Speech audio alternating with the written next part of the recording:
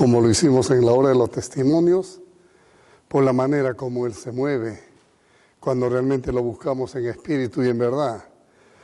Esta prédica le he querido titular Evidencias de una fe genuina. Antes que nada, quiero hablarles de Clark Colson. No sé si ustedes conocieron quién es este hombre. Fue llamado él el villano de Watergate, en aquella época de los años 60, cuando hubo problema con el presidente Bush. Y dice que él llegó a ser líder evangélico. Nació en Boston, Estados Unidos, el año 31 y fue asesor de Richard Nixon el año 1969. Miren lo que era él. Colaborador de la CIA para espiar a los oponentes demócratas. Razón por la cual fue llevado a la cárcel en 1973. ¿Qué pasó? En la cárcel, Colson vio, dice él, la luz divina y se convirtió en un cristiano renacido. Lo que cuenta. En 1976 fundó la organización Prison Fellowship, dedicándose a predicar y ofrecer ayuda espiritual a todos los presos. Hasta aquel cuadro está bien bonito, ¿no? Un hombre tocado y que lleva la palabra. Tuvo influencia religiosa en la esfera política. Colson trató de enseñar a los cristianos, trató de enseñar a los cristianos cómo pensar para descubrir y definir la cosmovisión bíblica. Y acá parece que hay algo que no cuadra, ¿no? Cosmovisión bíblica. Y es aquí donde las cosas se vuelven confusas. Yo busco la palabra de Dios para entenderla. Ahora, la cosmovisión bíblica. Donde su trabajo por el Señor se encuentra con un trabajo en contra de la iglesia de Cristo. Cosmovisión produce ¿qué cosa? Un trabajo en contra de la iglesia de Cristo. Trabajó para las causas buenas obras, pero también trabajó por causas totalmente pecaminosas. Mire, dice que era un hombre tocado. Y lo curioso de todo, él fundó la Coalición Evangélico-Católica, Arroz con Mango. Coalición Católicos o Evangélicos con Católicos Unidos. Hizo de la reforma un error, tratando de atraer protestantes y al católico de nuevo juntos. Y eso se está viendo hoy en día, con cierto líder humano que quiere reunir todas las religiones del mundo. Cuidado. Empequeñeció el evangelio, hizo daño a la iglesia con su testimonio. Sin embargo, el doctor MacArthur dice en un artículo, entre otras cosas, prácticamente relegó la esencia de la verdad del evangelio. Relegó la esencia, prácticamente pisoteó el evangelio. Y ese es el camino equivocado. Tal vez el peor de los casos para los evangélicos, sobre todo utilizando la política. Y eso sucede hoy en día. Así que mucho cuidado. Terminó diciendo el doctor MacArthur que Colson minimizó el evangelio, que es el mismo corazón de la fe cristiana. Mi pregunta es, ¿nosotros podemos minimizar el evangelio cuando dice que somos tocados? Este hombre lo hizo. Eso nos indica, hermano, que hay que tener cuidado. ¿Quiénes son los pastores? Cuidado cuando usted presenta o presta el púlpito. No cualquiera que se llama ser pastor, y lo estamos viendo en los estudios de escuela dominical con Timoteo, con Tito, las características que se debe tener. Ahora, es maravilloso cuando un pastor puede pensar en su iglesia. Eso sí es maravilloso. Y decir, damos gracias siempre a Dios por todos ustedes.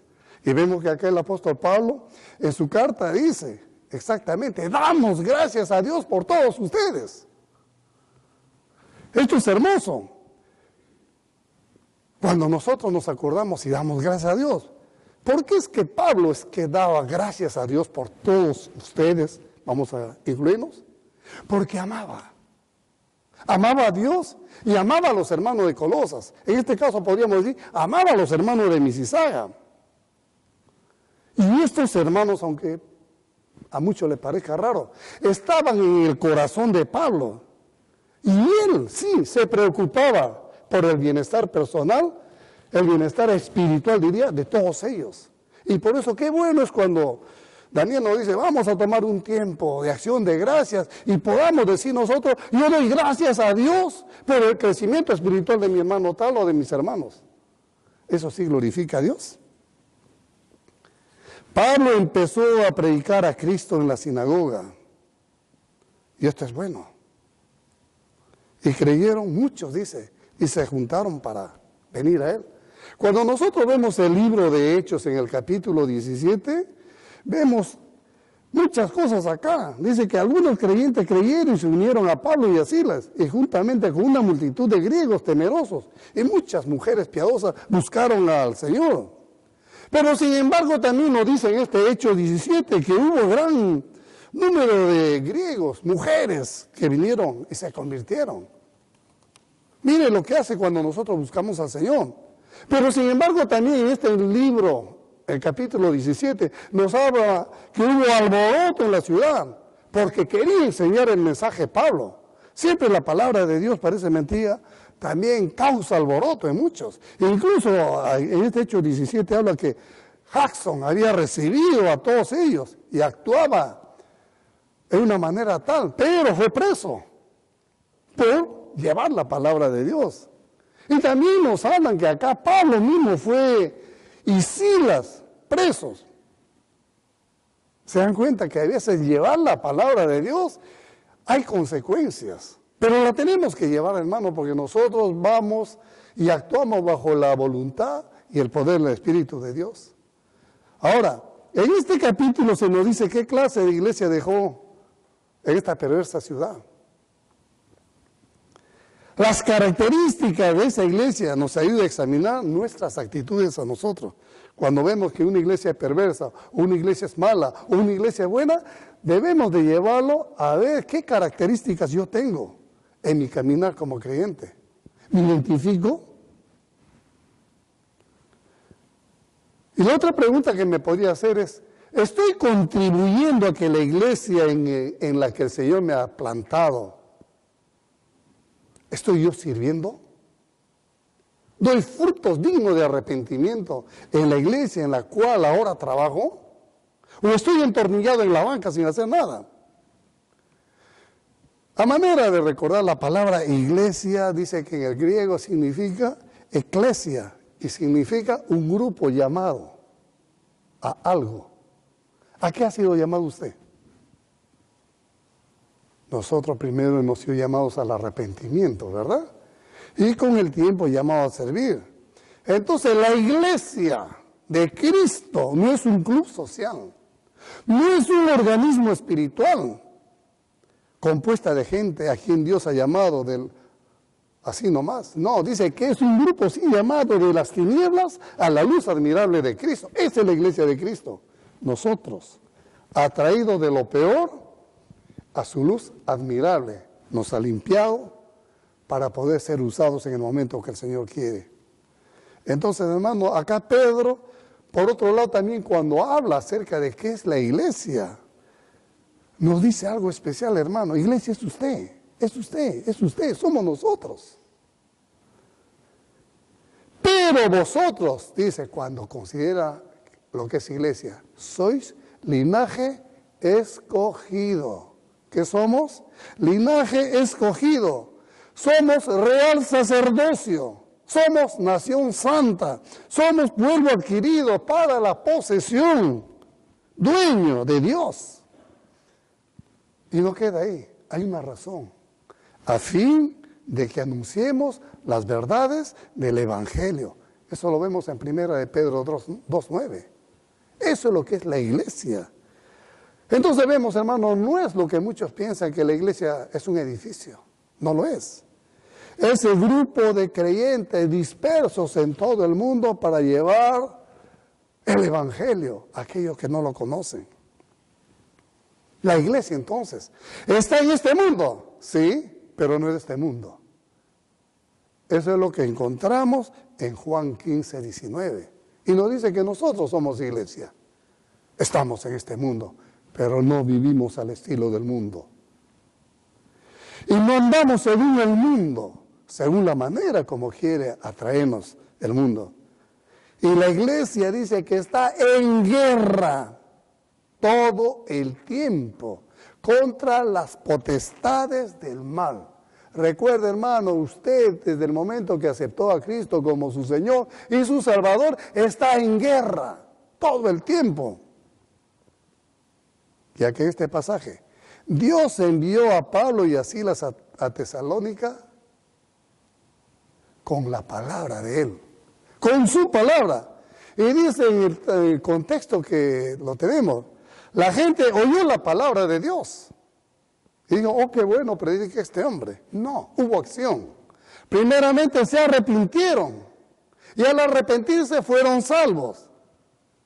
Entonces, cuando vemos acá, perdonen que salga un rato el tema, la salvación se basa en ¿qué? En la elección de Dios.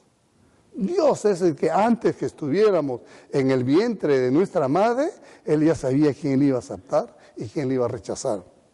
Ahora, ¿cómo sabía Pablo que estas personas eran salvas? Nosotros muchas veces cuando a una persona le hablamos del Evangelio y decimos, aceptó a Cristo Jesús como su Señor y su Salvador, es salvo. Pero la pregunta acá es, ¿cómo es que Pablo sabía que estas personas eran salvas? Podríamos dar una respuesta, por la evidencia de sus vidas. Evidencia 1. Punto 1. Evidencia de una fe genuina, no emocional, una fe genuina, sin fingimiento.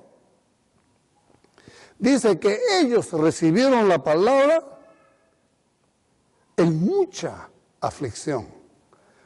Hermanos, cuando estamos afligidos, la palabra de Dios viene a ser como un ungüento, viene a ser como una medicina, satura esa herida, cura esa herida, como lo cuenta Lucas en Hechos 17. Estos hermanos vinieron en medio de tantos problemas, en medio cuando se vivía el perseguir a los creyentes, cuando se veía que los judaizantes estaban contra ellos, cuando se le miraba y se le señalaba para llevarlo preso. Ahí estaba. Y lo bueno que toda la evidencia de una fe genuina es cuando se recibe la palabra de Dios. El arrepentimiento me lleva a mí a recibir la palabra de Dios. Yo le hago una pregunta. ¿Cuál es su actitud ante la exposición de la palabra de Dios? Estamos hablando que eso es fe genuina, pero ¿cuál es su actitud cuando usted escucha la palabra de Dios? ¿Tiene la facilidad de aburrirse? ¿Se aburre porque es el mismo tema que todos los domingos se predica? ¿Se duerme? ¿Te fastidia? ¿Te enfada? ¿Te desafía? Algo tiene que hacer la palabra de Dios en nuestra vida. ¿Me desafía? ¿Me aburre? ¿Es algo repetitivo? Todo esto, hermanos, evidencia de la fe es la palabra. Evidencia de mi fe es la palabra siempre que la reciba y no la rechace. Mi fe se va a ver manifestada cuando yo recibo la palabra de Dios y no la rechazo. Y estos hermanos de Tesalónica hicieron eso, en medio de todo, de pruebas, de persecuciones. Dice que ellos la recibieron. Es como yo diría, cuando una persona está enferma y viene el médico y le dice, fulano, estás enfermo, tienes que tomar esta medicina. Ok, la recibo, pero la dejo en mi mesita de noche. ¿Podré sanar? No, tengo que tomarla y recibirla, pasarla. Eso es lo que hace. No se rechaza con nuestras actitudes. No se rechaza con nuestra manera de ser. Se recibe, dice. Por eso yo le preguntaba, ¿cuál es su actitud? De acuerdo a nuestra actitud es como funciona nuestra fe, si es genuina o es una fe falsa. El segundo punto, dieron testimonio a otros. ¿Cuándo es que nosotros damos testimonio a otros? Cuando tenemos una vida transformada. Nadie puede dar testimonio si no tiene vida transformada. Y dice que la manera como ellos demostraron esa transformación es cuando ellos dejaron los ídolos para servir al verdadero Dios. ¿Y cuáles son esos ídolos en mi vida? ¿Será mi trabajo? ¿Será el dinero? ¿Serán mis prioridades X o Dios? Esos son ídolos que me separan muchas veces de Dios. Y vuelvo a preguntarle, amado hermano, ¿ha cambiado su vida desde el momento que usted recibió a Jesús? ¿Ha sido su vida transformada por el poder de Dios? Siempre es bueno ponernos en la balanza de Dios y al levantarme decirme, Señor, ¿mi vida sigue siendo transformada todos los días? ¿O soy el mismo testarudo? ¿Soy el mismo necio? Señor, ¿estoy abandonando los ídolos para seguirte a ti? ¿O es que todavía soy como esa porción que le dice, Señor, te seguiré? Y Jesús le dice a aquel hombre, ok, deja papá, mamá, y después sígueme. Pero no. ¿Qué prioridad tenemos nosotros cuando seguimos a Cristo? Primera de Tesalonicenses que estamos estudiando, el versículo 9 dice, porque ellos mismos cuentan. ¿Qué cosa es lo que cuentan ellos?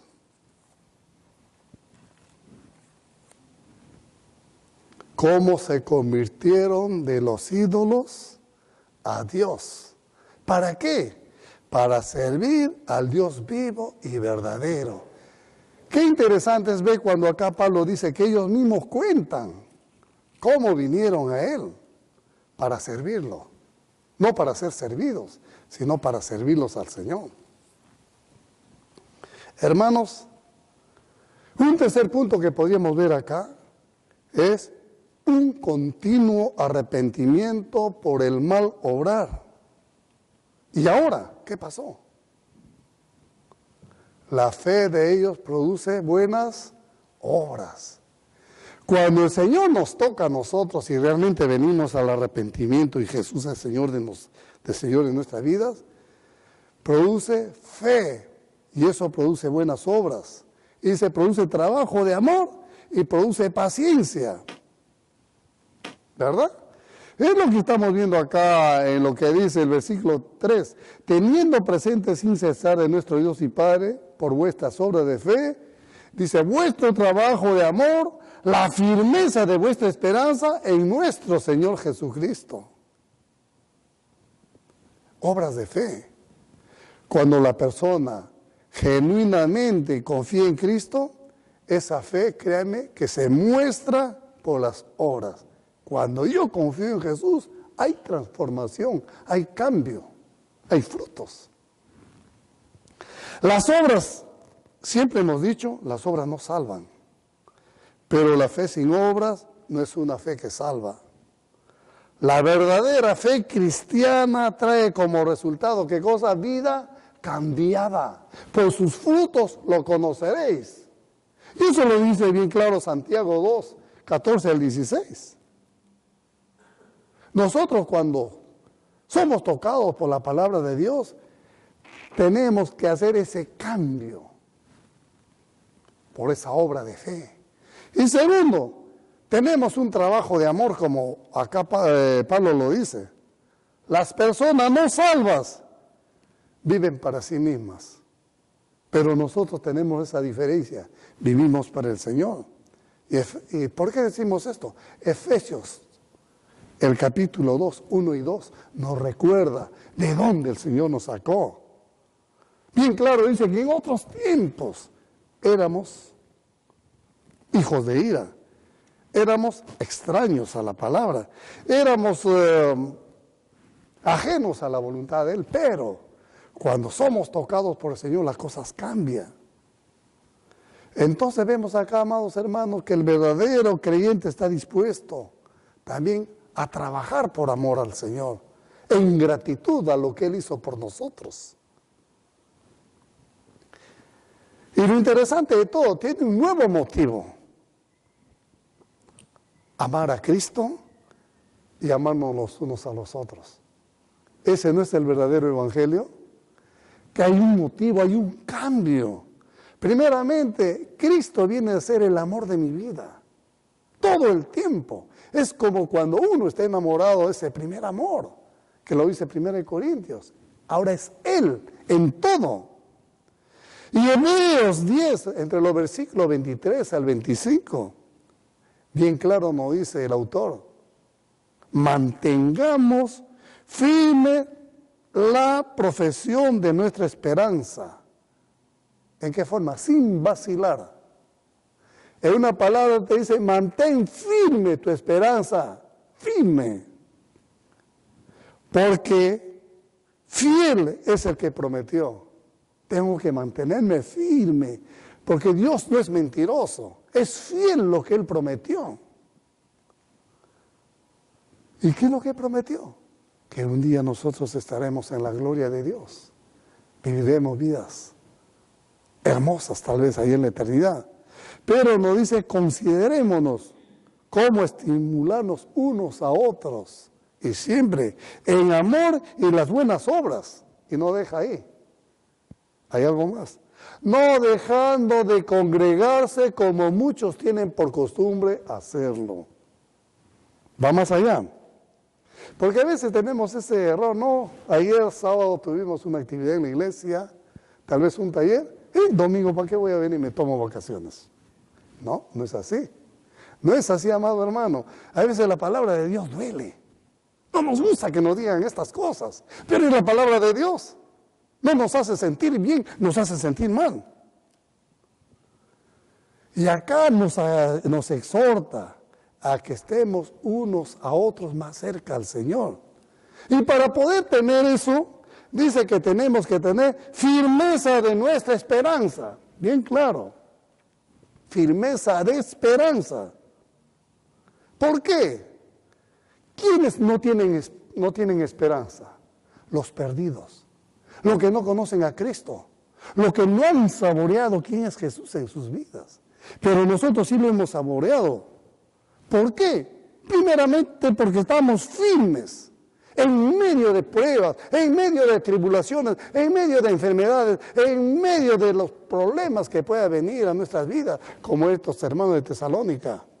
En medio de, ellos se mantenían firmes, porque sabían que Cristo viene otra vez. Y esto no nos motiva a nosotros, hermanos, a que Cristo viene otra vez. De repente muchos de nosotros vamos a cerrar los ojos. No lo vamos a ver, tal vez otros lo vean. Pero esa es la esperanza. Los creyentes no tienen por qué darse por vencidos en tiempo de tribulación. No tenemos por qué tirar la esponja cuando venga la tribulación. Porque sabemos que el Salvador viene cuando hay situaciones difíciles. Mire lo que dice Primera de Pedro, capítulo 1, versículo 1 al 9.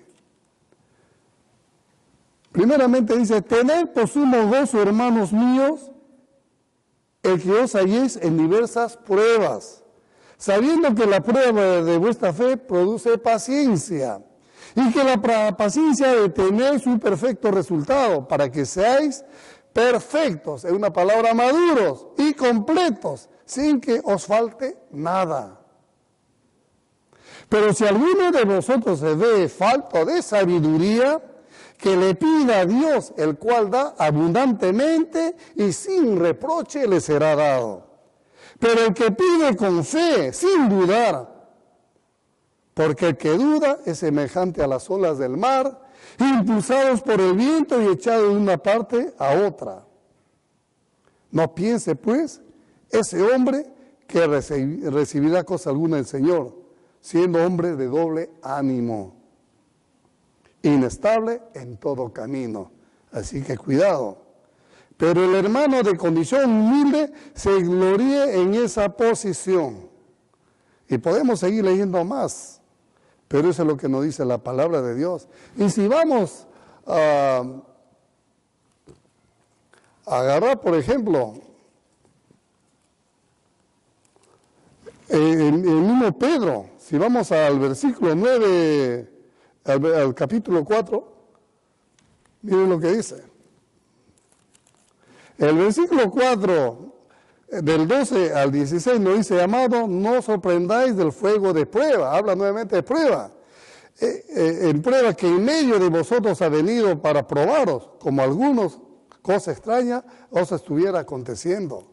Antes bien, en la medida en que compartáis los padecimientos de Cristo, regocijaos para que también en la revelación de su gloria os regocijéis con gran alegría. Y puedo seguir leyendo. Hermano, la obra de la fe dice que ellos se convirtieron de los ídolos a Dios. Y habla del trabajo de amor, como estoy resumiendo. ¿Servían a quién? Al Dios vivo. Y nosotros tenemos que hacer lo mismo, de seguir sirviendo al Dios vivo. Y la firmeza de la esperanza y el amor son las evidencias de una verdadera salvación. Todo lo que hacemos debe ser motivado a tener fe, a tener esperanza, a tener amor y producir una relación íntima con nuestro Señor. Eso es lo que acá el apóstol Pablo pide a estos hermanos de Tesalónica, que tengan esa relación íntima. Ya que estamos viendo el tema de evidencia de una fe genuina, hay que recordar 4 verdades. Y voy a terminar, pero con estas 4 verdades. No somos nosotros los que definimos lo que es bueno y lo que hay que hacer, sino la palabra de Dios. Principio 1. El gozo de siempre recibir la palabra de Dios. No aburrirme, sino debo tener gozo siempre de recibir la palabra de Dios. Alguien dijo una vez: pastor, usted toda la vida predica el mismo tema, el amor, el amor, el amor, el amor, el amor, y todos nos amamos acá. El amor, el amor, el amor. ¿Por qué domingo a domingo habla de lo mismo, el amor, ya lo sabemos? Él dijo: voy a dejar de predicar el amor cuando vea que de verdad ustedes se aman unos a otros.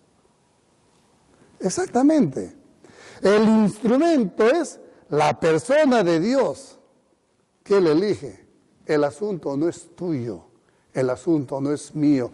Dios dice que nos eligió antes que estuviéramos en el vientre de nuestra madre. Ahora, ¿cuál es mi responsabilidad?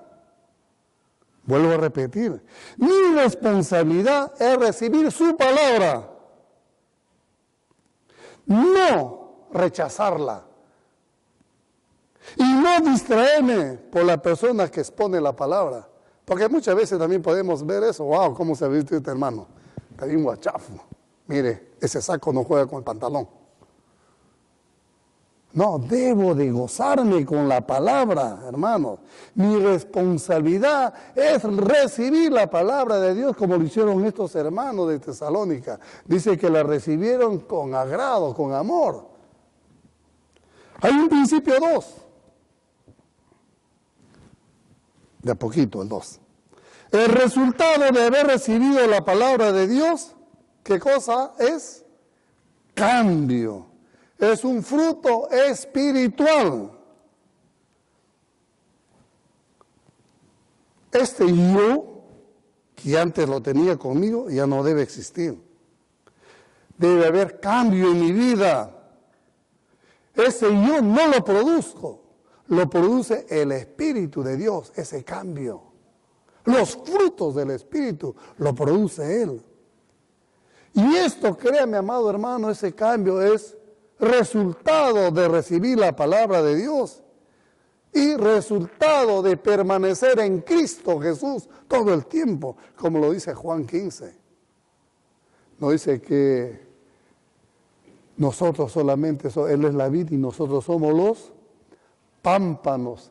Cortados de Él, nada podemos hacer. Es el resultado de permanecer con Él todo el tiempo, de ser injertados a Él, permanecer en la vid. como lo dice Jesús. Esos son los principios que vamos aprendiendo de este capítulo. Y el tercer principio vendría a ser la dirección de haber recibido la palabra, es llevarnos al arrepentimiento. Y qué hermoso que estos hermanos dicen que fueron eso. Vinieron a ser imitadores de ellos y del Señor, recibiendo la palabra de Dios en medio de esa tribulación con gozo del Espíritu Santo. Hermanos, cada vez que recibimos la palabra de Dios, ¿a qué debe llevarnos a nosotros? A arrepentirnos. Cada vez que usted escuche una prédica, cada vez que usted estudie o escuche un estudio, o sea, parte de ese estudio bíblico, debe llevarnos a reconocer quiénes somos nosotros frente a ese Dios vivo. Y si hay cosas que debo de cambiar todo el tiempo, no las cosas que yo ya lo sé, apliquémoslo a nuestra vida, que haya frutos dignos de arrepentimiento. Y qué hermoso que en la palabra de Dios tenemos esto. Voy terminando. El Salmo 51, entre los versículos 1 y 4, dice: ten piedad de mí, oh Dios, conforme a tu misericordia, conforme a lo inmenso de tu compasión. ¿Qué cosa? Borra, Señor, mis transgresiones. Eso es lo que hace la palabra de Dios cuando la recibo en arrepentimiento. Señor, borra mis transgresiones. Y le decimos, lávame por completo. ¿De qué? De mi maldad, porque somos malos por naturaleza. Atacamos, ofendemos. Y limpia mi pecado. ¿Sí? Porque yo reconozco mis transgresiones y mi pecado está siempre delante de mí. Eso es cuando vemos que la palabra de Dios hace efecto en nuestra vida. Y reconocer qué cosa, que contra ti, solamente contra ti, Señor, he pecado, he hecho lo malo delante de tus ojos. De manera que ahora, Señor, tómame, pero sin reproche. Esa debe ser mi oración, porque estoy arrepentido, porque busco cambios. Hermanos, aunque parezca mentira, cuando usted escucha la palabra de Dios, va a pedir que le examine, que sea descubierto ante Dios y que limpie de toda maldad que pueda haber en usted. Eso es lo que hace la palabra de Dios en nuestras vidas. Nos toca, nos cambia. Qué hermoso que en el Salmo 139, los versículos 23 y 24, dice el salmista: escudriñame, oh Dios, y conoce mi corazón, porque del corazón salen tantas cosas. Pruébame y conoce mis inquietudes, y ve si hay en mí camino de maldad, y guíame por el camino correcto. Esa debe ser la respuesta cuando tengo la palabra de Dios en mí. Prodúceme cambio, Señor. Hermanos, nosotros somos responsables únicamente de las tareas que Dios nos ha encargado. El resto lo hace Él. Y qué hermoso que acá los hermanos de Macedonia tuvieron eso. Porque dice el versículo 7, ellos llegaron a ser ejemplo para todos los creyentes de Macedonia y en Acaya, porque fueron tocados. Y dice que de todas partes se hablaba de su fe, se divulgaban. ¿Por qué? Porque eran hombres cambiados. Que un día se hable también de nosotros. ¿Cómo ha cambiado este joven? Solamente por meditar en la palabra de Dios. Solamente por depender de la palabra de Dios. Por recibir la palabra todos los días. Por tener ese devocional. Hace ese cambio cuando tenemos conexión con el Señor. Vamos a orar. Amantísimo Señor, te damos gracias por tu palabra. Y te pedimos, Padre, como dice el salmista, que tengas piedad de nosotros, oh Dios, conforme a tu misericordia. Te pedimos, Señor, que nos laves por completo de nuestra maldad. Límpianos, Padre, de nuestro pecado. Porque nosotros, a través de esta confesión, reconocemos quién eres tú, Señor, porque te fallamos de palabra y de pensamiento. Gracias, Señor, porque Pablo nos ayuda a exhortar. Qué importante es poder ser siervo fiel, ser genuino cuando somos tocados por tu palabra. Ayúdanos, Señor, a tener ese gozo. Y damos gracias a ti, Señor, por cada uno de nuestros hermanos, cada vez que mencionamos en estos testimonios los cambios que tú has hecho. En esta hora, Padre, quiero pedirte una vez más por la iglesia, por la obra que tú tienes en Perú, Señor, por cada hermano, por la obra que tienes en Cuba, Padre, por las necesidades de nuestros hermanos. Sé tú con ellos, Señor. Y ayúdanos a nosotros a tener un corazón misericordioso como lo tuvieron estos hermanos de Macedonia, que pudieron darse también ellos más allá, Señor.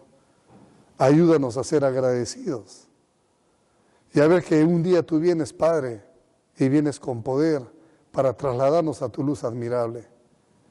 Te alabamos y te bendecimos en esta hora, Señor, con acciones de gracias, en el nombre de Jesús. Amén.